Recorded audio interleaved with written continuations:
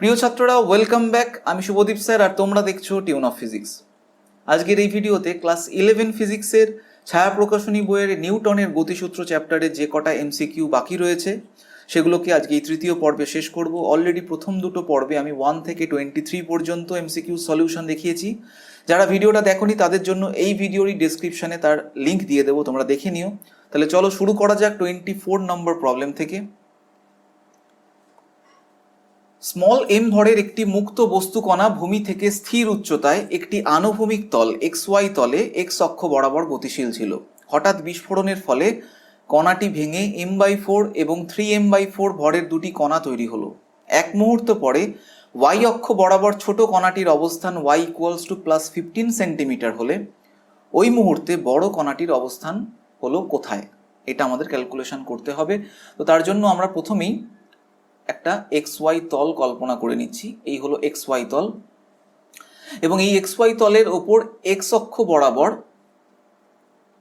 কণাটি গতিশীল ছিল। এই হচ্ছে x অক্ষ, এই হচ্ছে y অক্ষ। তো প্রথমে কণাটা এই অবস্থায় আছে ধরে নিচ্ছি, যার ভর স্মল m, এবং এই অবস্থানটাকে 0 0 অবস্থান বলছি। অরিজিনালি কণাটা এক্স অক্ষ বরাবর গতিশীল আছে, বাট কোনো একটা মুহূর্ত যে সময় আমি দেখছি যখন ও বিস্ফোরণ ঘটাবে সেই সময় কণাটা ওই 0 0 অবস্থানে আছে, মানে অরিজিনে আছে। এবারও বিস্ফোরণ ঘটানোর ফলে দুটো টুকরোয় পরিণত হলো। একটা টুকরো y অক্ষ বরাবর চলে গেল এবং যার ভর স্মল m/4 এবং সেটা 15 সেন্টিমিটার ডিস্টেন্সে আছে। তাহলে এই ডিস্টেন্সটা হচ্ছে 15 সেন্টিমিটার। তাহলে এখানকার স্থানাঙ্ক আমি বলতে পারি 0 15। এবং অপর একটি কণা যেটা 3m/4 সেটা কোথায় আছে আমি জানি না, তো ধরে নিচ্ছি এরকম একটা জায়গায় আছে এবং এইটাকে 3m/4 এর মাস এবং এর অবস্থানটাকে আমি XY অবস্থান ধরে নিচ্ছি। এই XY অবস্থানটা আমায় ক্যালকুলেশন করতে হবে। তো তার জন্য আমরা সেন্টার অফ মাসের কনসেপ্টকে কাজে লাগাবো। সেন্টার অফ মাস মানে হচ্ছে এমন একটা অবস্থান যেটার মধ্যে ওই সম্পূর্ণ বস্তুটার ভর আছে বলে ধরে নেওয়া হয়। এবার যখন ওই বস্তুটার মধ্যে আভ্যন্তরীণ ক্রিয়া প্রতিক্রিয়ার জন্য বিস্ফোরণ ঘটে, যেমন বোমের মধ্যে হয়, ভেতরের মধ্যে গ্যাস বেড়ে গিয়ে ওর মধ্যে এত পরিমাণ প্রেশারের সৃষ্টি হয়, তার জন্য ও একাধিক টুকরোয় ভেঙে যায়। তাহলে আভ্যন্তরীণ ক্রিয়া প্রতিক্রিয়ার জন্য বিস্ফোরণ হলো। তার মানে এক্ষেত্রে ভরবেগ সংরক্ষিত থাকে এবং সেই কারণে এটার থেকে আমরা এটাও বলতে পারি যে ওর সেন্টার অফ মাসটাও সংরক্ষিত থাকে। মানে ফেটে যাওয়ার আগে মুহূর্তে ওর যেখানে সেন্টার অফ মাস ছিল, ফেটে যাওয়ার পরে একাধিক টুকরোয় পরিণত হলেও তাদের সেন্টার অফ মাসটা ওই একই অবস্থানে থাকবে, অর্থাৎ 0 0তেই থাকবে। তাহলে এইখানে যে দুটো কণা হলো m/4 আর 3m/4, তাদের কিন্তু সেন্টার অফ মাস 0 0ই থাকবে। এবং একে মাথায় রেখে আমি বলতে পারি XCOM যেটা 0, আমি দেখতেই পাচ্ছি এটা 0, এবং সেটা ইন্ডিভিজুয়াল কণার জন্য যদি আমি বার করি তাহলে m/4 ইন্টু তার x, সেটা 0, প্লাস 3m/4 ইন্টু x, এটা হচ্ছে xই আছে ধরে নিয়েছি আমরা, ডিভাইডেড বাই টোটাল মাস, সেটা হচ্ছে m।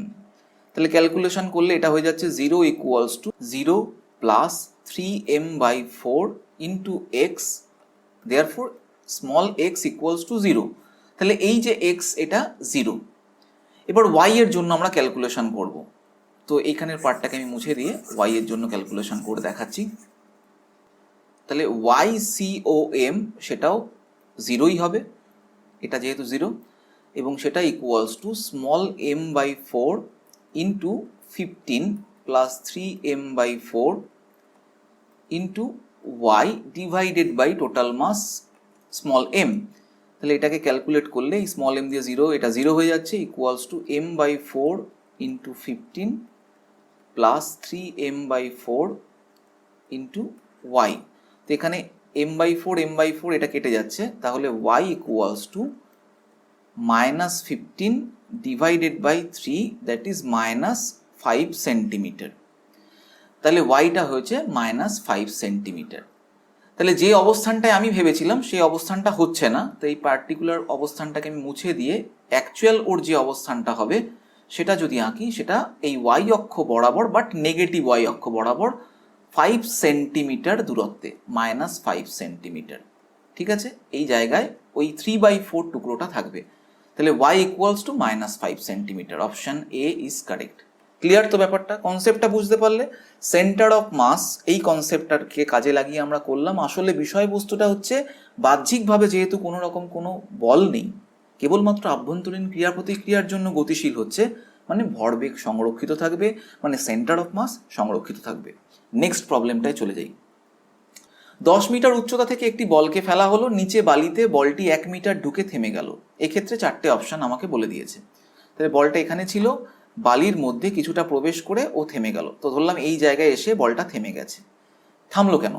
তার মানে বালি ওকে বাধা সৃষ্টি করে, বাধা বল প্রয়োগ করে থামিয়ে দিয়েছে। আর বাধা বল মানে কি?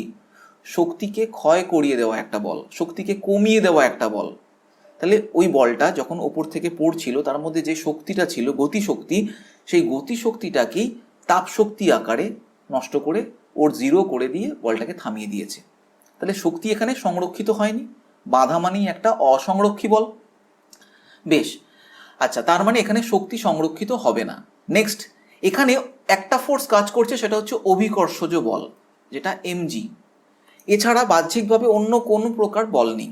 তাহলে এখানে কেবলমাত্র আভ্যন্তরীণ বলের ক্রিয়া প্রতিক্রিয়ার জন্য গতি হচ্ছে, তাই একে বলা হবে, বা এর ক্ষেত্রে আমরা বলতে পারি যে ভরবেগ সংরক্ষিত থাকবে। তাহলে এই কনসেপ্টগুলো মাথায় আসার পর এবার আমরা যদি দেখি কেবলমাত্র ভরবেগ সংরক্ষিত থাকবে, হ্যাঁ ঠিক বলেছে। কেবলমাত্র গতিশক্তি সংরক্ষিত থাকবে না, গতিশক্তি সংরক্ষণের কেসই নেই, শক্তি এখানে নষ্ট হয়ে যাচ্ছে। ভরবেগ ও গতিশক্তি উভয়ই সংরক্ষিত থাকবে না, ভরবেগ ও গতিশক্তি কোনোটি সংরক্ষিত থাকবে না, না। তাহলে অপশন এ ইজ কারেক্ট। ঠিক আছে, এখানে 4টে অপশনের মধ্যে একটা অপশনই কারেক্ট, বাট আমি কনসেপ্টটা বোঝানোর জন্য সবকটা অপশন কি দেখলাম। চলো নেক্সট প্রবলেমে আমরা চলে যাই।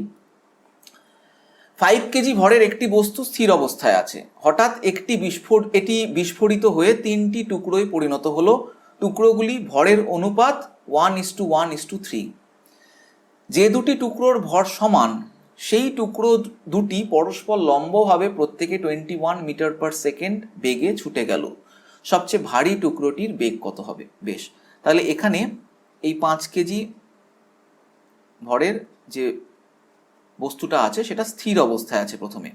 এবার এটা 3টে টুকরোয় পরিণত হলো 1:1:3। তার মানে এই 3টেকে যোগ করলে 5 হয়, আর এখানে 5 কেজি আছে। তাহলে এক একটাকে আমি বলতে পারি 1 কেজি, 1 কেজি অ্যান্ড 3 কেজি, এই 3টে টুকরো হবে। এবার বলেছে যে দুটো টুকরোর ভর সমান, মানে এই 1 কেজি 1 কেজি, সেই দুটো টুকরো পরস্পর লম্বভাবে প্রত্যেকে 21 মিটার পার সেকেন্ড বেগে ছুটে গেল। তাহলে এই একটা ডিরেকশন ধরলাম, আর তার সঙ্গে লম্ব করে এই আর একটা ডিরেকশন ধরলাম।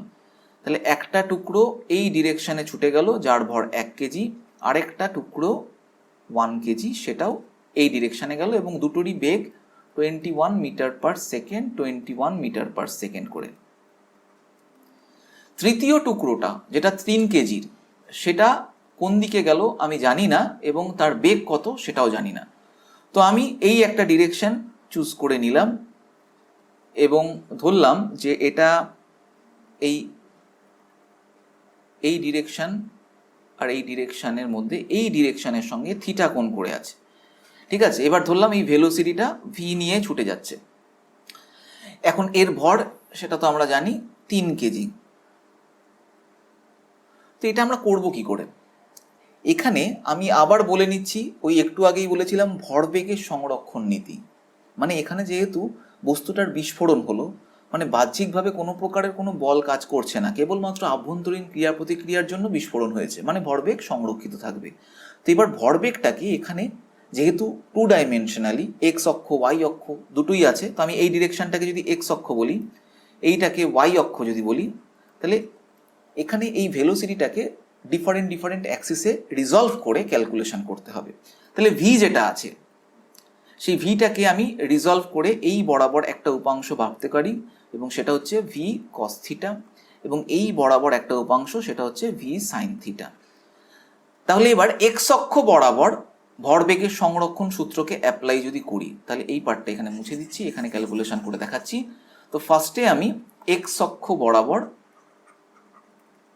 ভরবেগের সংরক্ষণ সূত্র থেকে বলছি।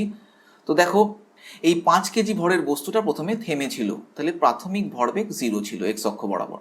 পরে এই 1 কেজিটার জন্য এক্স অক্ষ বরাবর কোনো ভেলোসিটি ছিল না, বেশ, ওটার জন্য 0। তারপরে এই 1 কেজির জন্য একটা ভেলোসিটি আছে, তাহলে 1 × 21 এক্স অক্ষ বরাবরই সেটা। এবং এই 3 কেজির জন্য তার একটা উপাংশ এক্স অক্ষ বরাবর বাট নেগেটিভ দিকে ভি কস থিটা, তাহলে -3 × ভি কস থিটা। তাহলে এখান থেকে আমরা পাচ্ছি V cos theta equals to 21/3, that is 7। এবার ওয়াই অক্ষ বরাবর যদি আমরা ক্যালকুলেশন করি, ওয়াই অ্যাক্সিস, তাহলে প্রাথমিক ভরবেগ আবার 0। তারপর এই কণাটার জন্য ওয়াই এর কোনো পার্ট নেই, বাট এই কণাটার জন্য আছে। তাহলে এই পার্টটার জন্য আগে ফার্স্ট লিখছি 1 × 21 পজিটিভ ওয়াই অক্ষ, এই কণাটার জন্য 0 এবং এর জন্য হচ্ছে -v sin থিটা, ঠিক আছে? তো তাহলে 3 × -v sin থিটা, তো মাইনাসটাকে এখানটায় রেখে দিচ্ছি, তাহলে -3v sin থিটা। তাহলে একই রকমভাবে এটার থেকেও আমরা বলতে পারি v sin theta is equals two 7, একই রকমভাবে। তাহলে v cos theta, v sin theta, 7 আর 7 পেলাম। তো এখান থেকে আমরা বলতে পারি v square sin square theta cos square theta, এটা ইজ ইকুয়ালস টু, তাহলে এটা হয়ে যাচ্ছে 7 স্কোয়ার প্লাস 7 স্কোয়ার, এটা হচ্ছে sin square theta plus cos square theta, তার মানে সেটা তো 1। তাহলে v ইকুয়ালস টু কত হচ্ছে, √2 × 7 স্কোয়ার, দ্যাট ইজ 7√2। এটা হলো ভেলোসিটির ভ্যালু। তো 7√2 মিটার পার সেকেন্ড, এটা ক্যালকুলেশন যদি করি, তাহলে এখানে ডিরেকশনের কথা বলেনি, শুধুমাত্র মান নির্ণয় করতে হবে। তো এর ভ্যালু হচ্ছে 7√2, that is 9.899, that is 9.9 metre per second. এটা তোমরা এমনিও ক্যালকুলেশন করতে পারবে, তাড়াহুড়োর জন্য আমি এখানে ক্যালকুলেটর ইউজ করলাম। চলো নেক্সট প্রবলেমে আমরা চলে যাই। একটি মেশিন গান থেকে প্রতি সেকেন্ডে n সংখ্যক বুলেট নির্গত হয়। প্রতিটি বুলেটের ভর m কেজি, এর বেগ v মিটার পার সেকেন্ড হলে মেশিন গানের ওপর প্রযুক্ত বল কত? তাহলে মেশিন গানে যখন বুলেটটা ছিল তখন ওর প্রাথমিক বেগ সেটা 0 ছিল, তাহলে প্রাথমিক ভরবেগ কত ছিল? সেটাও 0 ছিল।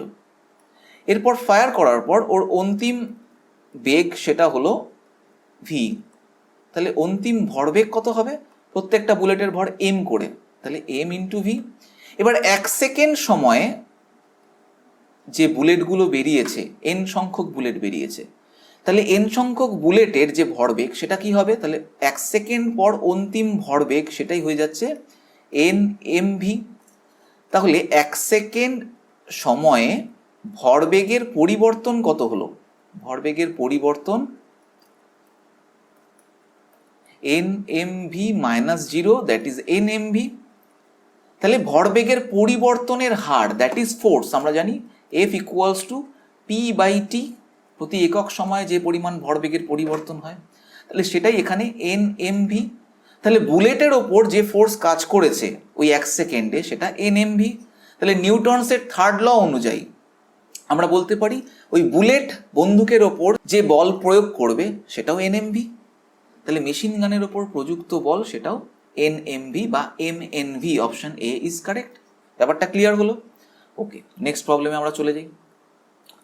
গ্যাসপূর্ণ একটি আবদ্ধ পাত্র কিছুটা ত্বরণ নিয়ে আনুভূমিক দিকে গতিশীল আছে। পাত্রের মধ্যে গ্যাসের চাপ কত সেটা বার করতে হবে। অভিকর্ষজ বলকে উপেক্ষা করো। তাহলে আমি একটা আবদ্ধ পাত্র এরমভাবে দেখাচ্ছি। এই ধরো একটা আয়তকার পাত্র, এর মধ্যে গ্যাসের অণুগুলো আছে, গ্যাসের অণুগুলো ছুটে বেড়াচ্ছে বেশ, এবং তার জন্য প্রেসার হয়। তো প্রেসার প্রয়োগ করছে এবং সব দেওয়ালে সমান প্রেসারই প্রয়োগ করবে, আমরা এটা জানি। ধরলাম এই প্রেসারের ভ্যালু পি। তাহলে এই তলের ওপর, এই তলের এরিয়াটা ধরলাম এ, তাহলে এই তলের ওপর কি পরিমাণ ফোর্স দিচ্ছে বলতো? F equals to p/a। এবার এই তলের ক্ষেত্রফলটাও এ ধরে নিলে তাহলে এর ওপরও একই ফোর্স কাজ করছে, F ইকুয়ালস টু p/a। এবার এই পুরো বাক্সটা সামনের দিকে এ ত্বরণ নিয়ে ধরো গতিশীল হচ্ছে। যদি গতিশীল হয় তাহলে এই গ্যাসের কণাগুলোর ওপর একটা অলিক বল কাজ করবে ত্বরণের বিপরীত দিকে, এবং সেই কারণে যে কণাগুলো এখানটায় ছিল সেই কণাগুলো এরকমভাবে না থেকে একটু এই ধারের দিকে ঘেঁষে চলে আসবে, চলে আসলো। তাহলে এই জায়গায় যে ফোর্সটা ছিল F equals to P by A, সেটা ছাড়াও আরেকটা ফোর্স চলে আসবে, সেটা হচ্ছে অলিক বল। তাহলে নতুন এখন যে সেটাকে এফ এস যদি বলি সিউডো ফোর্সের জন্য, তাহলে এখন ওর ওপর এই ফোর্স কাজ করবে এই তলের ওপর। তাহলে এই তলের ওপর প্রেশার কত? F plus F S by A. তাহলে এটার প্রেশারটা আগের থেকে আলাদা হয়ে যাবে, প্রেশার বেড়ে যাবে, ঠিক আছে। আবার সেই জায়গায় এই জায়গায় গ্যাসের অণুর সংখ্যা কমে যাবে, ফলে এই জায়গায় প্রেশারের পরিমাণ কমে যাবে। তাহলে দেখা যাক সর্বত্র সমান না, প্রেশার সব জায়গায় এখন আর সমান থাকবে না। সম্মুখ তলে অপেক্ষাকৃত কম, হ্যাঁ এই সামনের তলটায় প্রেশারটা কমে যাবে। পশ্চাৎ তলে অপেক্ষাকৃত কম, না এটা হবে না, তাহলে অপশন বি ইজ কারেক্ট। উপরিতলে অপেক্ষাকৃত কম, না উপরিতলের মধ্যে কি হবে না, এই জায়গায় প্রেশার বেশি, এই জায়গায় প্রেশার আস্তে আস্তে কমতে থাকবে। ঠিক একই রকমভাবে উল্টো দিকেও আস্তে আস্তে কমতে থাকবে। তাই অপোজিট দিকের ক্যালকুলেশন করলে একে অপরকে নালিফাই করে দেওয়ার মতন। তাহলে উপরিতলে অপেক্ষাকৃত কম, না এই কথাটা সঠিক নয়। তাহলে একটাই অপশন কারেক্ট, সম্মুখ তলে প্রেশারটা ড্রপ করে যাবে এবং পশ্চাৎ তলে মানে দূরের তলে সেখানে প্রেশারটা বেড়ে যাবে। ক্লিয়ার হলো তো ব্যাপারটা? নেক্সট প্রবলেমে আমরা চলে যাই। কনসেপ্ট না ক্লিয়ার হলে আমাকে কিন্তু লিখে পাঠাবে কমেন্ট বক্সে, তাহলে আমি তোমাদের সেই প্রশ্নের উত্তর দিয়ে দেবো। একটি রকেট 100 কেজি পার সেকেন্ড হারে জ্বালানি খরচ করে। নির্গত গ্যাসের বেগ 5 × 10⁴ মিটার পার সেকেন্ড। অভিকর্ষজকে উপেক্ষা করে রকেট যে পরিমাণ ঘাত বল অনুভব করে তা কত? অভিকর্ষকে উপেক্ষা করতে বলেছে এখানে কিন্তু। তো এই একটা রকেট, এই রকেট থেকে যে গ্যাসটা বাইরে বেরোচ্ছে তার ভেলোসিটিকে এক্সস্ট ভেলোসিটি বলা হয়। তো কোনো একটা মুহূর্তে ওর ভর স্মল এম ধরলে, তো ওর ভেতরের ভর সেটা খরচা করেই, এই ফুয়েলটা খরচা করেই এই গ্যাসটা বাইরে বেরোয়। তার জন্য ওর ওপর যে থ্রাস্ট ফোর্স কাজ করে, সেই থ্রাস্ট ফোর্সটা জন্য ও সামনের দিকে এগোয়। তাহলে এখানে আমরা লিখতে পারি thrust force FT is equals to exhaust velocity into DM DT, এবং এখানে এই মাইনাস সাইন দিয়ে বলা হয়। তো এখানে বার করতে বলেছে যে পরিমাণ ঘাত বল অনুভব করে, মানে এই এফটিটা বার করতে হবে। তো ভিটা বলে দিয়েছে এখানে নির্গত গ্যাসের বেগ 5 × 10⁴ মিটার পার সেকেন্ড। আর ওর যে ভর, যে জ্বালানি খরচ হচ্ছে প্রতি একক সময়, সেটাও বলেছে 100 কেজি পার সেকেন্ড। এই যে সেকেন্ড দিয়ে ভাগ করে বুঝিয়ে দিয়েছে প্রতি একক সময়ে কত ভর তার ক্ষয় হচ্ছে, নষ্ট হচ্ছে। তাহলে এটার থেকে আমরা পাচ্ছি -5 × 10⁶ নিউটন। 5 × 10⁶ নিউটন। ঠিক আছে, এটা নেগেটিভ সাইন থ্রাস্ট ফোর্সের ডিরেকশনকে বোঝানোর জন্য। অ্যাকচুয়ালি ভ্যালু হচ্ছে 5 × 10⁶ নিউটন। কনসেপ্টটা ক্লিয়ার হলো তো? ওকে, নেক্সট প্রবলেমে আমরা চলে যাব। নেক্সট প্রবলেম কি বলেছে? একটি অভিকর্ষ মুক্ত স্থানে এম ভরের একটি ব্যক্তি মেঝে থেকে এইচ উচ্চতায় আছে। ব্যক্তিটি এম ভরের একটি বলকে নিচের দিকে ইউ বেগে ছুড়ে দিল। বলটি যখন মেঝেতে পৌঁছালো তখন মেঝে থেকে লোকটির দূরত্ব কত হবে?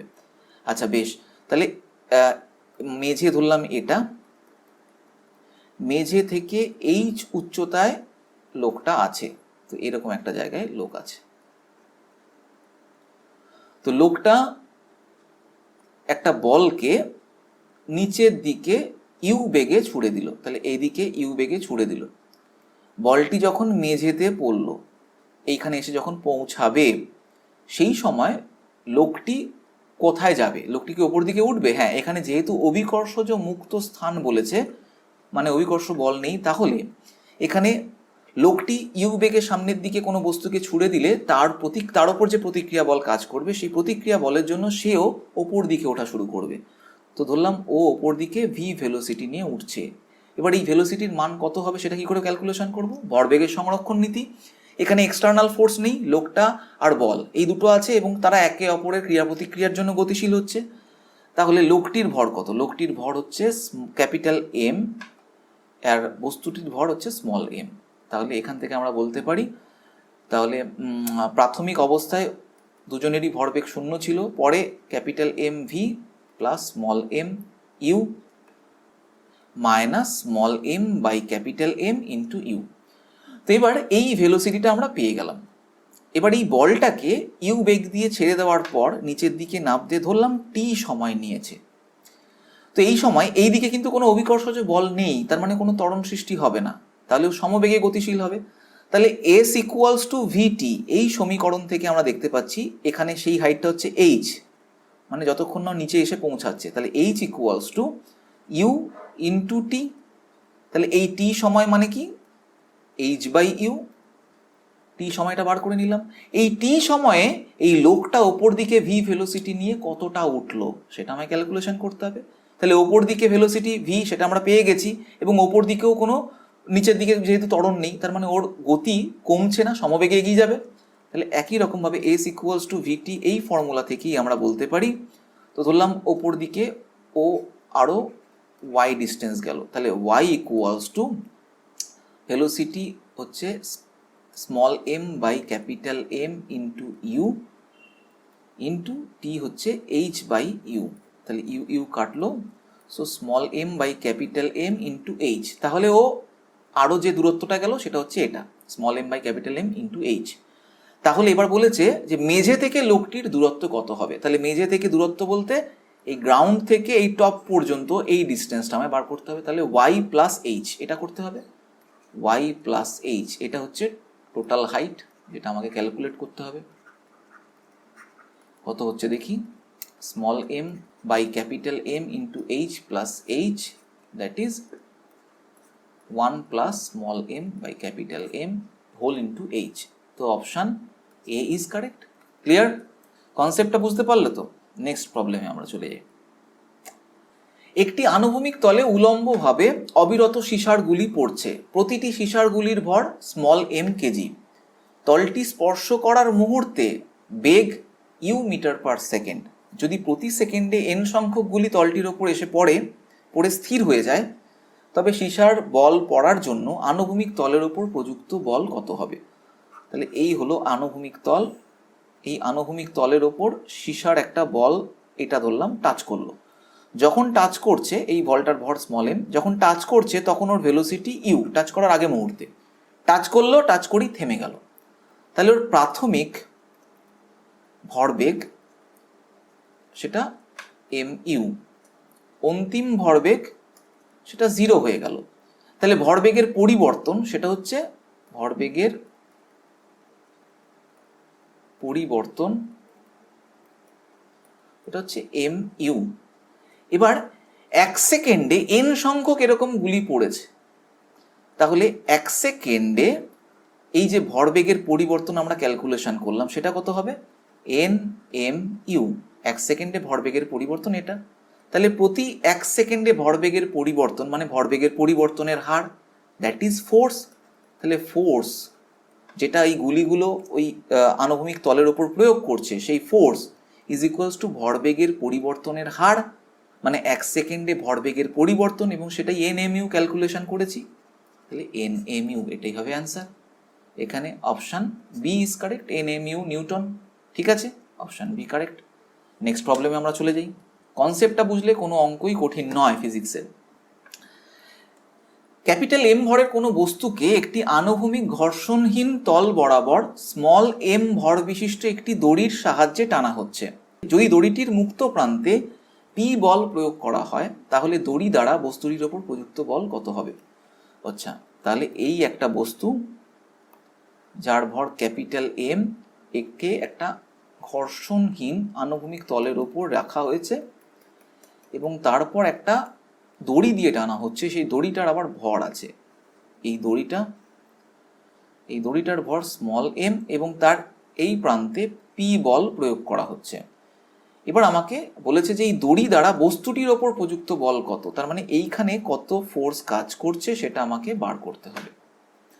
তো এই ধরনের অঙ্কের জন্য আমি ট্রিক্স বলে দিচ্ছি। অলরেডি এর ওপর নিউটনের গতিসূত্রের যে ভিডিওগুলো আমি বানিয়েছি, পলি ব্লক ডায়াগ্রাম, এমনি ব্লক ডায়াগ্রাম, আনুভূমিক তল, সেখানে আমি ডিসকাস করেছি। তার লিঙ্ক আমি দিয়ে দেবো এই ভিডিওর ডেসক্রিপশনে, তোমরা দেখে নিও।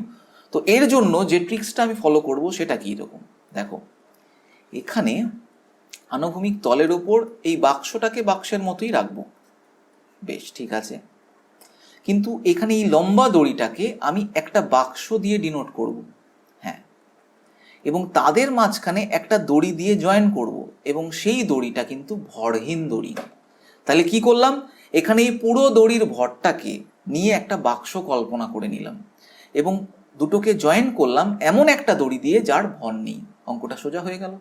এবার এই পি বল কাজ করছে এই প্রথম বাক্সটার ওপর যার ভর স্মল এম। যদি কাজ করে তাহলে এই বাক্সটা এই যে ভরহীন দড়ি তার সাহায্যে একটা টান প্রয়োগ করবে এই ক্যাপিটাল এম এর ওপর, সেটাই ঘুরিয়ে এখানেও টান সৃষ্টি করবে ইন্টারনাল ফোর্সের জন্য। তাহলে এবার ফ্রি বডি ডায়াগ্রাম থেকে আমরা সলভ করলেই হয়ে যাবে।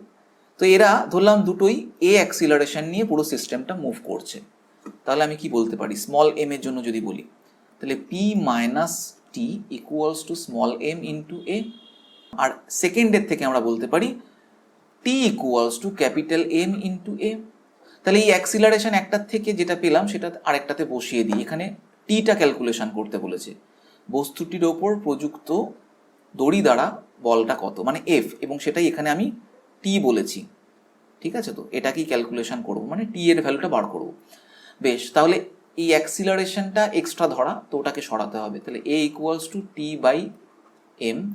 তো এখানে বসিয়ে যদি দিই তাহলে P minus T equals to small m T by capital M. So এখান থেকে হচ্ছে small M by capital M plus 1 whole into T equals to P, that is T equals to P by small M by capital M plus 1, that is capital M P divided by small m plus capital M. এই হয়ে গেল টেনশনের value, আর এটাই হচ্ছে ওই দড়ি দ্বারা প্রযুক্ত ওই বাক্সের ওপর বল। ঠিক আছে, তো এখানে দেখি অপশান পি ক্যাপিটাল এম আছে, option D is correct. Clear?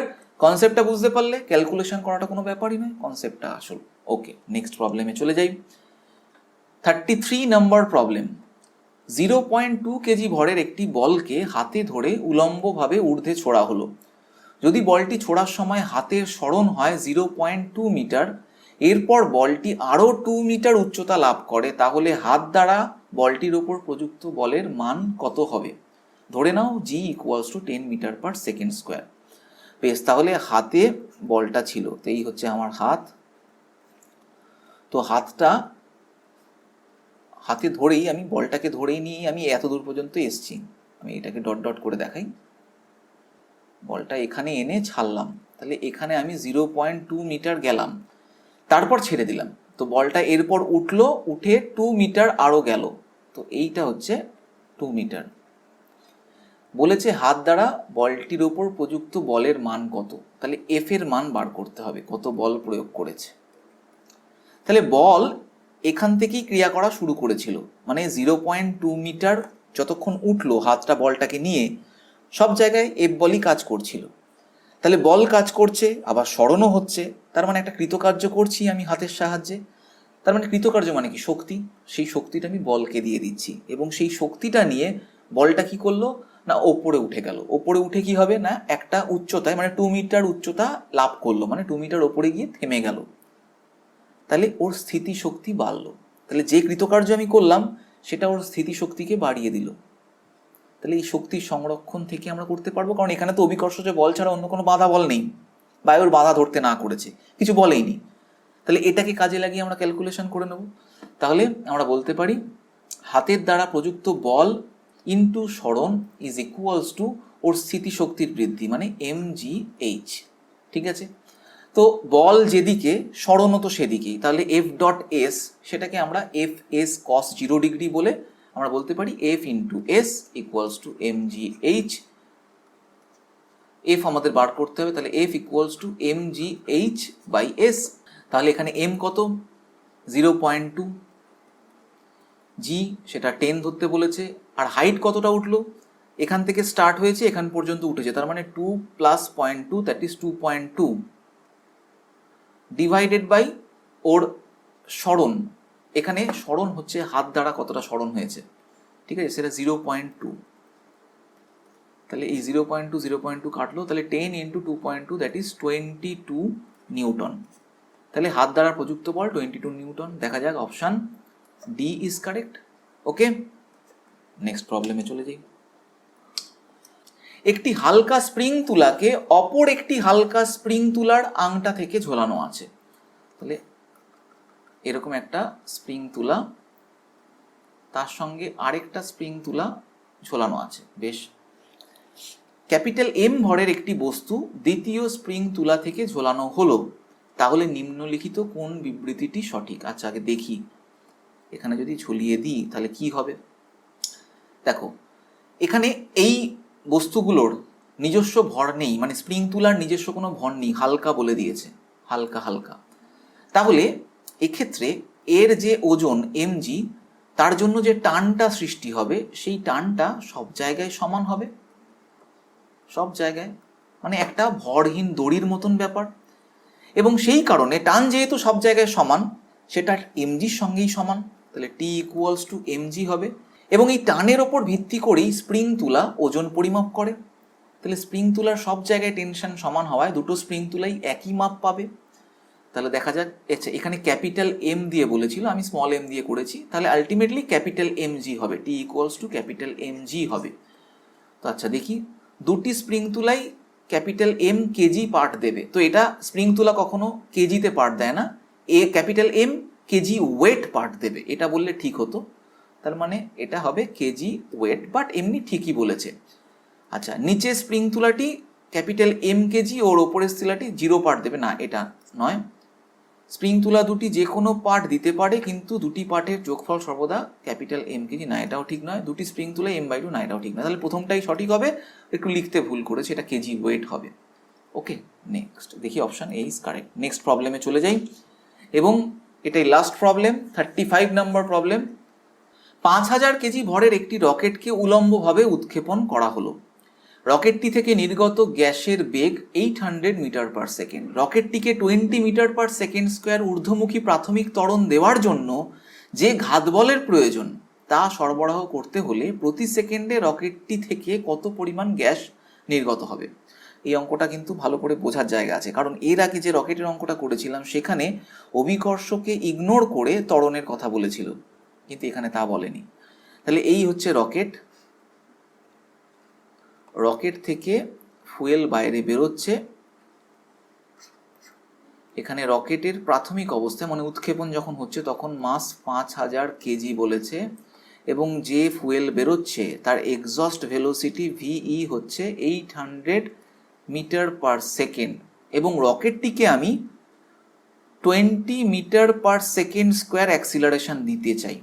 তো ফুয়েল যেই নিচের দিকে বেরোবে তাহলে ওর ওপর একটা থ্রাস্ট ফোর্স কাজ করবে ওপরের দিকে, এবং যার মান নির্গত ফুয়েলের সঙ্গে আমরা এরকমভাবে জানি Ft - এক্সস্ট ভেলোসিটি dm/dt সঙ্গে সমান। তো এখানে প্রতি সেকেন্ডে কত পরিমাণ গ্যাস নির্গত হবে, মানে dm/dtটা কত, সেটাই আমাকে ক্যালকুলেশন করতে বলেছে। বেশ, আমি করব, কিন্তু এখানে যে অ্যাক্সিলারেশনটা হবে বলেছে ঊর্ধ্বমুখী প্রাথমিক ত্বরণ, সেটা কিন্তু অভিকর্ষের রেসপেক্টে ত্বরণটা বলেনি।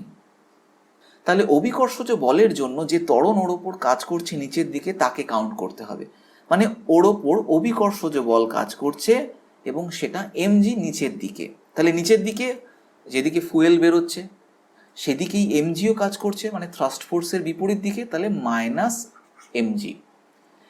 এবার আমি ক্যালকুলেশন করব, এফটির জায়গায় কি দেখতে পাচ্ছি, ওর মাস ইন্টু অ্যাক্সিলারেশন যেটা আমি দিতে চাই সেটা 20 মিটার/সেকেন্ড², তাহলে মাস ইন্টু অ্যাক্সিলারেশন, তার সঙ্গে এই mgটা অ্যাড হয়ে যাচ্ছে বাঁদিকে এসে, mg = VE dm/dt মাইনাস হবে -VE dm/dt। তাহলে এখান থেকে আমরা বলতে পারি m into a plus g divided by VE = -dm/dt। এবার এই মাইনাস সাইন বুঝিয়ে দিচ্ছে প্রতি 1 সেকেন্ডে কি পরিমাণ জ্বালানি খরচা হচ্ছে। তাহলে যেটা আমি dm/dt বলেছিলাম সেটাকে মাইনাস দিয়ে বললে খরচ হওয়াটাকে বোঝাচ্ছে, কি পরিমাণ গ্যাস নির্গত হয়ে যাচ্ছে, বলেছে কত পরিমাণ গ্যাস নির্গত হচ্ছে মানে কমে যাচ্ছে। তাহলে এটা ক্যালকুলেশন করব আমরা, তাহলে ভ্যালু বসিয়ে দিই এবার। তাহলে এই পার্টটাকে আমি মুছে দিচ্ছি,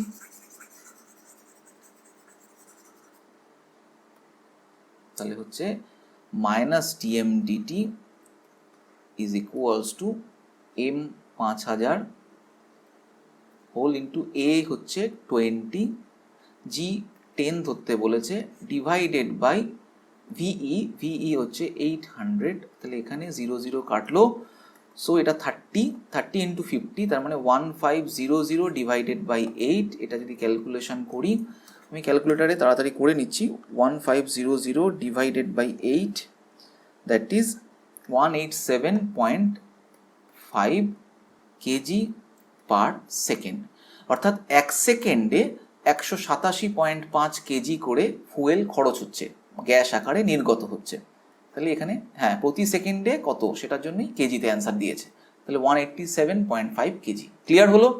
তাহলে আজকে এই ভিডিও থেকে তোমাদের কতটা উপকার হলো, তোমাদের কেমন লাগলো সেটা জানিয়ে অবশ্যই আমাকে কমেন্ট করো। যদি ভালো লাগে তাহলে লাইক ও শেয়ার করতে ভুলো না। এর পরবর্তী ভিডিওতে আমি অন্য আরেকটা টপিক নিয়ে আলোচনা করব। নেক্সট ভিডিওতে আবার দেখা হচ্ছে। এখনকার মতন এখানেই শেষ। তোমরা সবাই ভালো থেকো, টাটা।